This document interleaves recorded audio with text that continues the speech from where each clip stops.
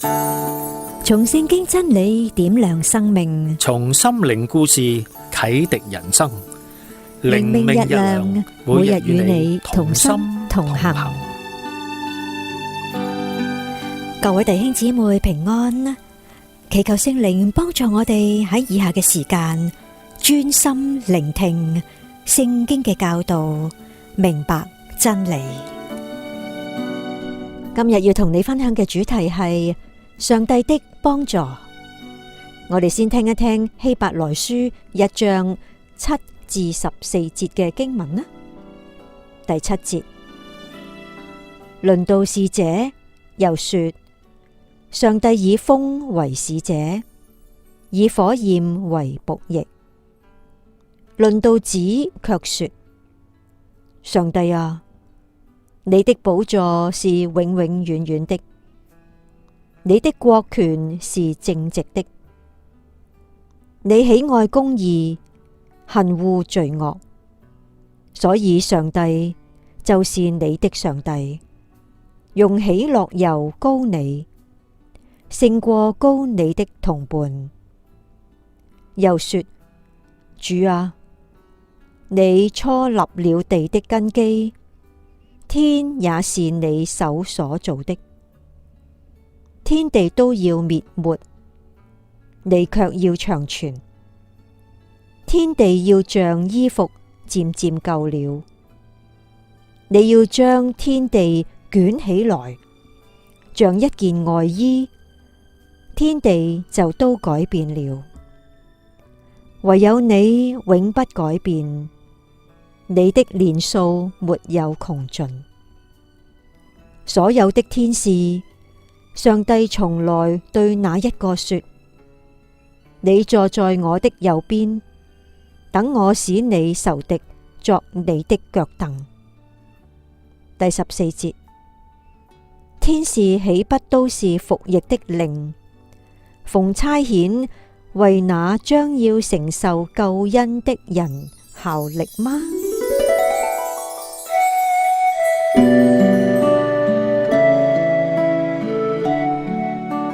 喺某一個漆黑嘅夜晚，喺加州海岸外嘅聖塔芭芭拉海峽，有一個漁夫叫做史考特。佢唔小心從自己嘅船上跌咗落海。當時佢唔知道自己仲能唔能夠生存到，佢只係拼命向船嗰個方向游過去。但係船上嘅引擎呢就持續運作，令到佢隻船離佢越嚟越遠，根本就追唔上。因此佢就嘗試喺黑夜裏面游向遠處嘅鑽油平台。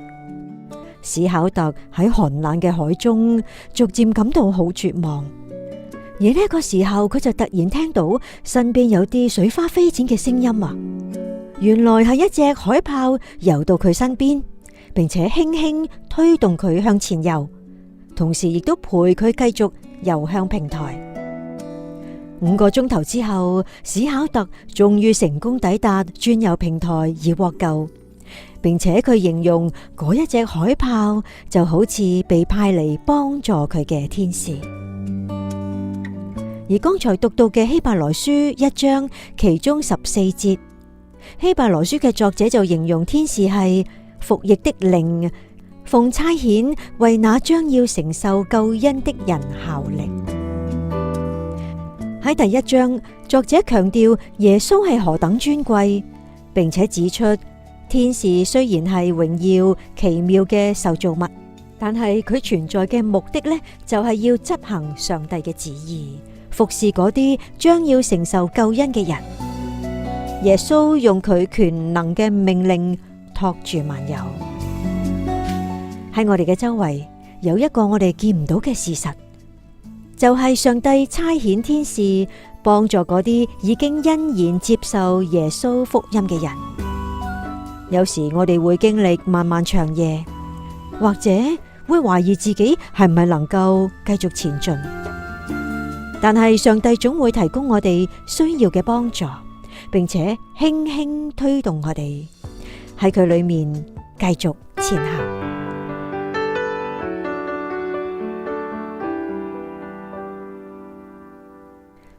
各位朋友啊，上帝曾經用邊一啲意想不到嘅方式嚟幫助你啊？今日佢可能會點樣使用你去幫助別人呢？希伯來書1章14節，天使豈不都是服役的靈，奉差遣為那將要承受救恩的人效力嗎？邀請你，我哋一齊禱告啊！慈愛嘅上帝，今日我要讚美你，因為你托住萬有，有一日我將會永遠稱頌你。奉主耶穌基督之名祈求，阿門。靈糧透視喺希伯來書1章14節就指出，和合本修訂版翻譯就話，眾天使呢就係侍奉的靈，奉差遣為那將要承受救恩的人服務。天使係上帝所創造嘅，為要敬拜同頌讚上帝，作佢嘅使者，並且保護佢嘅子民。而喺列王記下6章16節亦都記載，當先知以利沙嘅僕人見到亞蘭大軍圍困城池呢，就感到非常驚恐。以利沙就安慰佢話：不要懼怕，與我們同在的比與他們同在的更多。跟住喺第17節，上帝就打開呢一位僕人嘅眼睛，於是佢就見到滿山呢有火車火馬圍繞以利沙，同時呢一隊係一支氣勢磅礴嘅天使大軍。喺詩篇91篇11節就描述，他要為你吩咐他的使者，在你行的一切道路上保護你。喺今日，無論我哋正在經歷點樣嘅境遇，都可以確信上帝愛我哋，眷顧我哋，佢會賜下你同我所需要嘅幫助。求聖靈幫助我哋好好活好今天，繼續靠主前行。如果你對今日嘅內容有所共鳴，邀請你可以轉載同其他人分享。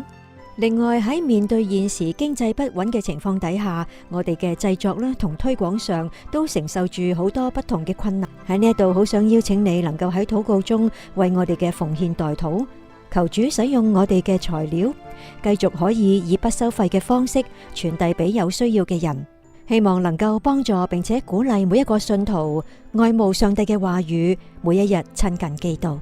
與此同時，好多謝你過去對我哋事工嘅支持。希望你能夠繼續恆常支持我哋事工各方面嘅發展，一齊靠主前行。願上帝賜福於你。